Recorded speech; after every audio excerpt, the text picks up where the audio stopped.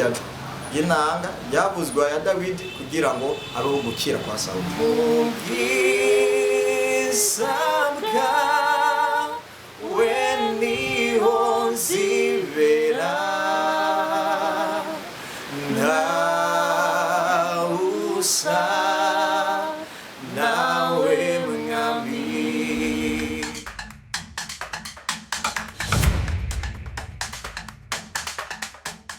Turabaramukije amahoro y'Imana nshuti bagenzi muko muradukurikirana no munsi udasanzwe kuri Vision Talk Media, aho twarose umutumire umushitsi witeka, mbe tumwite umukozi w'Imana, tumwite umuvuga jambo. Hamwe n'ivyo reka tumuhe ikaze kugira ngo atwidondore. N'umuririmbyi adasanzwe muri kano karere, aho dusanzwe tumaze kumubona mu bikorwa byinshi bitandukanye. Amuzi ku mazina ya Inosa, tumuhe ikaze. Ego ndamukije amahoro y'Imana ganze imitima yacu. Murakoze cyane. Hamwe n'ivyo rero mpava mburaho mpera kugira ngo tuganire kubakunzi bidondore bihagije. Usanzwe ukora umurimo umeze gute ubuzima bwa misi yose, ndetse mu ncamake bidondore kugira ngo bakumenye. Ego nkuko mwabivuze mu mwanya nuko asanzwe ndi umuririmbyi imbazamana. Ico gikorwa gikorwa nasanze kiri mu ngabire Imana yampaye, nkuko abantu benshi usanga bafise ingabire zitandukanye, ari nasanze iyo ngabire iri muri jewe. Ego urakoze cyane. Mbe wamenye ryari ko ufise ingabire yo kuririmba? Kugira ngo umenye yuko ingabire yo kuririmba iri muri jewe, nuko natanguye novuga ngo muri Sunday school.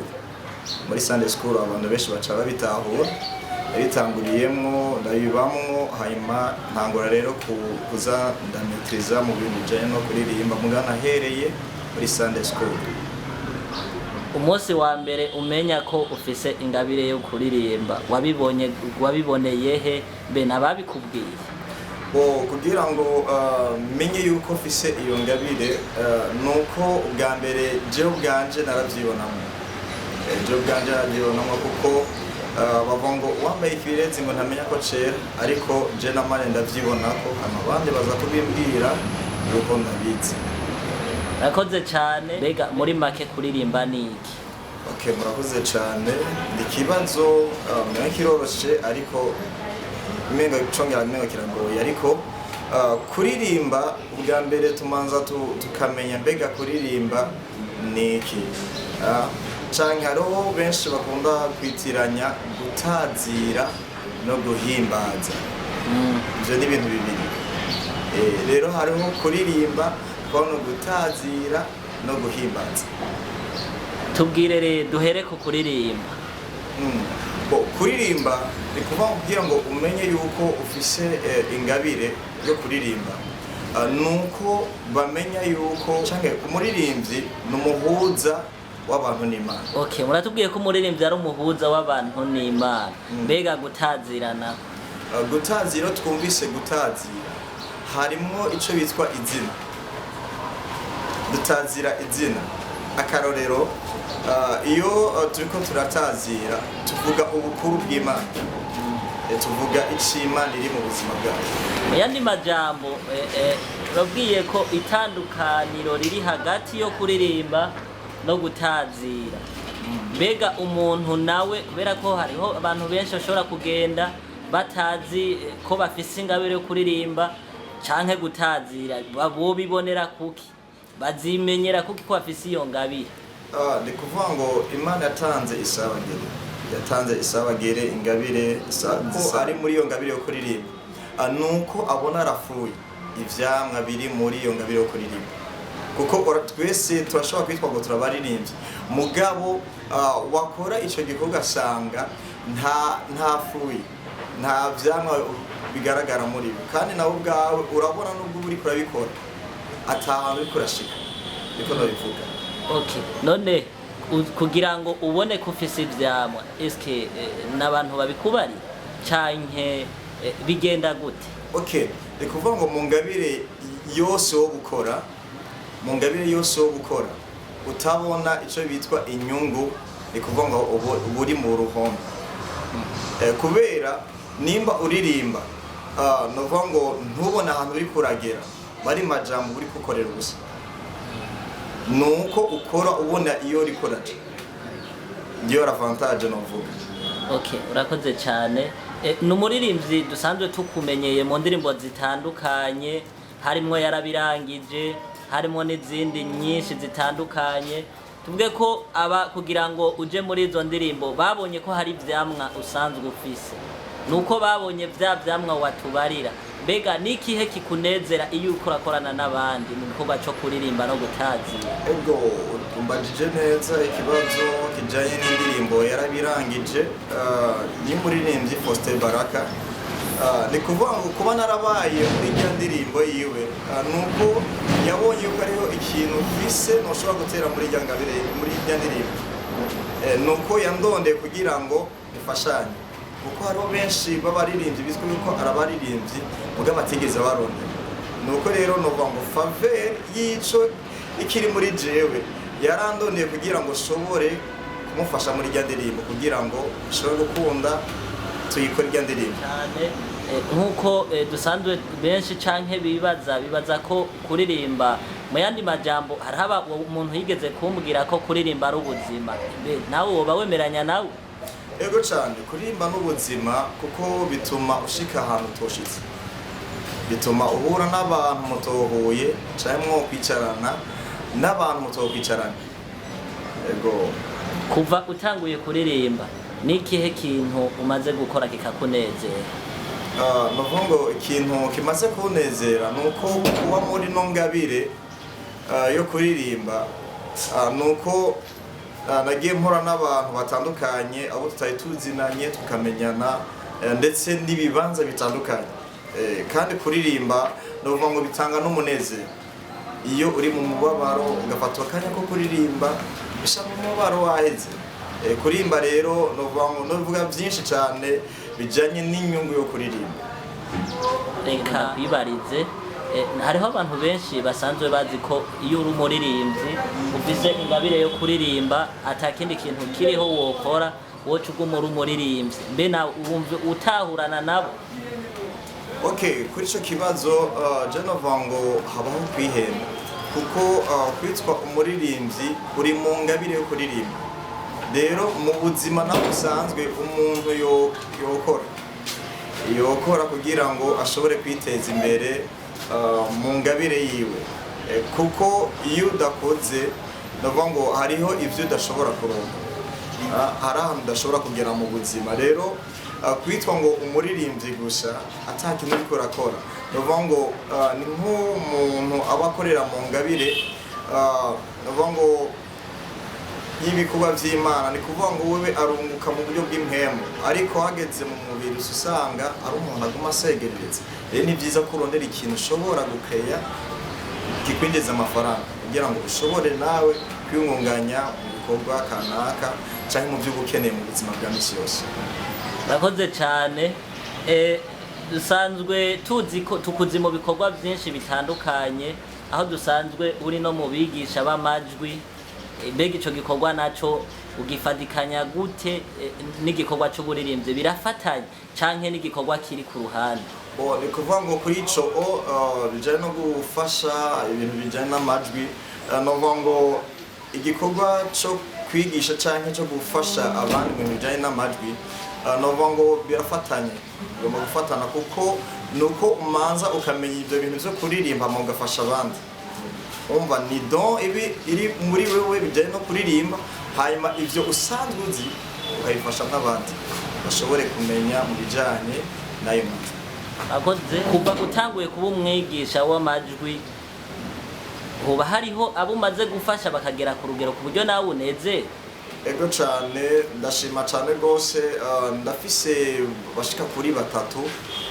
Umwe yarashoboye kuba uwa mbere muri competition yari arimo, bari bayise narahariwe. Hariho n'undi nyene asanzwe nyene abanga mu Kanyosha, nawe nyene yashoboye kuba uwa kabiri. Urumva novuga ngo ni igikorwa novuga ngo campimbaye cyane kubona abo nshobora gufasha bashobora kuba muri ivyo bibanza. hariho n'undi mukobwa nafashije nyene yagiye muri competition aho yabereye mu Carama yashoboye kuba wa gatatu mu bantu barenga 200 umva nova ngo nararyohewe cyane kubona mbona abo bantu bose bagiye baba mu bibanza by'uwa mbere n'uwa gatatu kuvuga ngo byaranezeye cyane ndabona yuko ntataye umwanya. Urakoze cyane. Mbega nirihe hangiro nirihe ndoto y'ibisazi ufise muri wewe?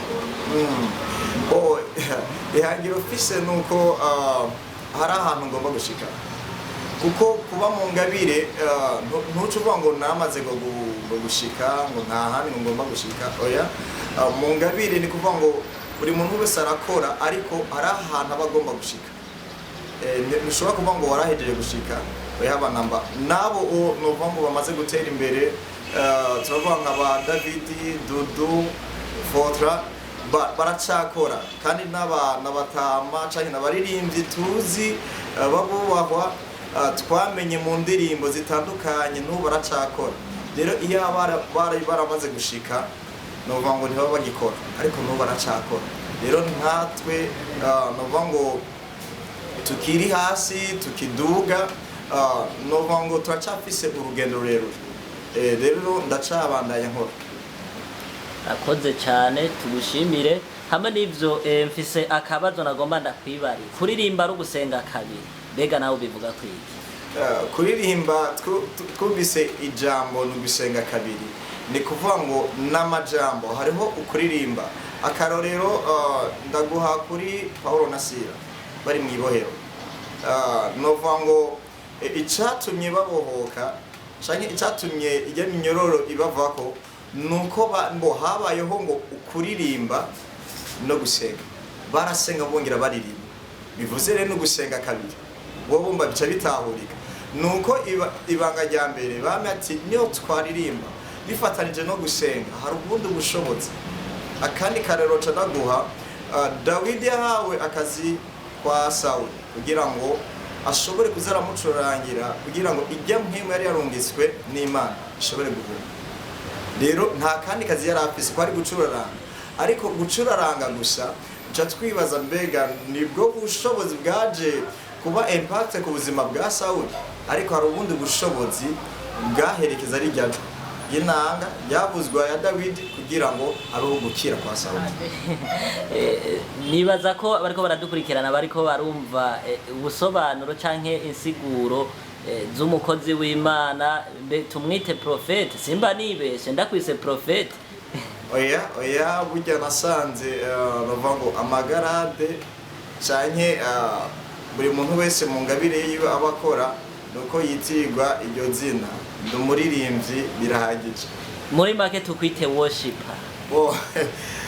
Benshi bakunze kurikoresha iryo jambo riri kinyamazuru c'icongereza ariko nuko iryo zina abenshi rimwe na rimwe mengo rica ribatera ubwibone. Iryo zina worshiper batarishize ku mengo si muhimbaza Imana ariko je no bwira abo bantu bafise ngo aho kanko kumva yuko badashize ko worshiper yuko mengo si muhimbaza Imana ahubwo kwitwa umuhimbaza Imana birahagije. Ugano kwitwa worshiper muge kamenya uburyo bugendera mu gukomeza cyane. Hamwe n'ivyo rero uri mu baririmbyi bano ba hano mu karere bakunda gutumirwa cyane baba ku mafishe cyane nkuko benshi bamwe bakunda kuvuga ngo ntushobora kuntumira utampaye amafaranga ushobora kuntumira ariko twamanje tukavugana. Mbega nawe kuri ico gikorwa wavuze ko kuririmba ari ugusenga kabiri kandi ari ugukorera Imana uvyumva gute ku bantu bameze mwenuko?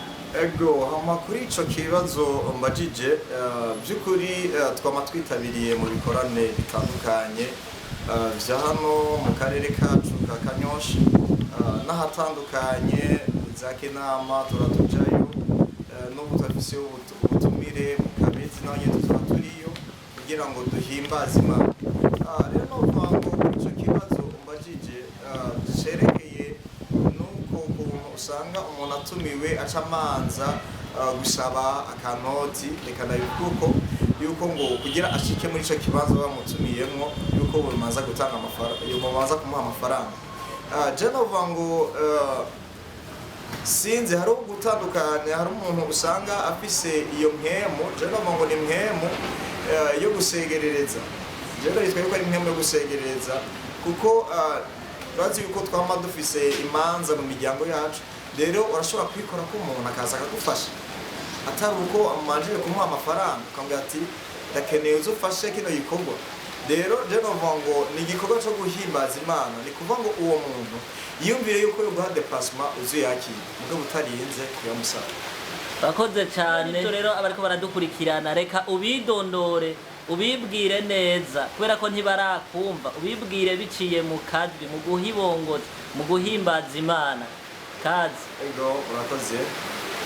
Nta usa nawe mwami, nta wange nawe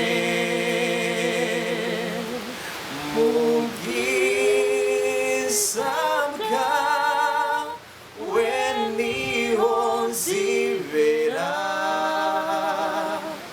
nta usa nawe mwami, mubwiza bwawe niho nzibera, nta usa nawe mwami. urakoze cyane nshuti bagenzi muko muradukurikirana, bibaza ko twari twatumiye umukozi w'Imana, uwo twita umuririmbyi, umuhimbazamana, aho yariko aratuganirira atubwira ubuzima bwo kuririmba, atubwira kuririmba niki. Ego hamwe n'ivyo rero, imbere yuko atubwira akajambo k'agasunika rugi, afise nibihe bikorwa mutegekanya muri iki gihe canke mu gihe kizoza?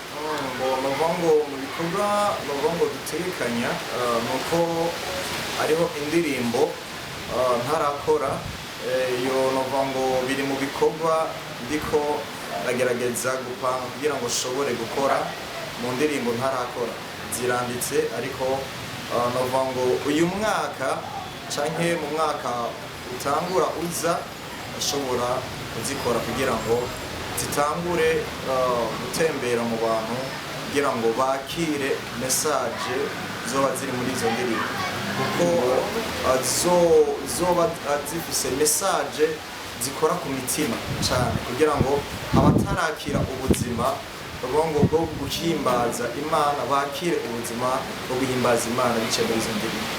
Nakoze cyane. Ni igiki usaba abariko baradukurikirana? Ego novuga ngo kuba ariko baradukurikirana bo dusengera cyane ko mu ngabire dusanzwe dufise habamwo novuga ngo intambamyi ntizibura mu ngabire tuba dufise, ariko novuga ngo bo dusengera kandi bongera badushigikira, kuko novuga ngo hano mu karere kacu ka Kanyosha hari ingabire nyinshi zitandukanye, nk'abaririmbyi bafise ingabire ni benshi, ariko barabuze abantu babashigikira mu buryo bugaragara bw'amafaranga kugira ngo ndavuga ngo indirimbo bafise bashobora gushika kure. Rero mu ngabire novuga ngo ubuzi kanaka muzinanye uramushigikira kuko ushikana na message iri muri iyo ndirimbo igere kure. Bakoze cyane. Tubwire nizihe ntambamye ziri mu gikorwa musanzwe mukora? Intambamye ntizishobora kubura. Icambere intambamye n'uburyo bugaragara bw'amafaranga, kuko iyo umuririmbyi aho aba agomba gushika nuko ahashikanwa biciye mu buryo bw'amafaranga. Navuga nk'icyo gikorwa cyo gukora nk'indirimbo, amaklipe video, ntushobora kugikora mu majambo gusa, urashobora kugitegura mugabo ata buryo ugasanga ntabwo ufise. Rero biba ngombwa yuko habaho gushigikirwa kugira ngo iyo ntambamye ihave. Tugushimire cyane kuba watwitavye, twaguteye akamo uratwitaba, ngo Imana iguhezagire cyane. Nakahe kajambo k'agasunika rugi ushobora kubwira abariko baradukurikirana? Abariko baradukurikirana nuko bokurikirana kino kiganiro twaduhejeje gukora hanyuma kugira ngo bagipartage no ku bandi kugira ngo ishike kure bamenye mbega nibihe bijanye n'umuririmbyi canke intamba n'inzahe mbega ati nokora gute kugira ngo shobore gushika kure mu bijanye n'ingabire yanje gute. Rero Imana ibamezegere cyane rwose. Murakoze cyane inshuti bagenzi bariko muradukurikirana kuri Vision Talk Media aho twagamutse tuganira n'umukozi w'Imana umuririmbyi asanzwe akora ibikorwa bitandukanye hano mu karere ka Muha zone Kanyosha. Tubashimire cyane tubifuriza amahoro y'Imana mugubwe neza mwarahezagiwe. Shalom shalom.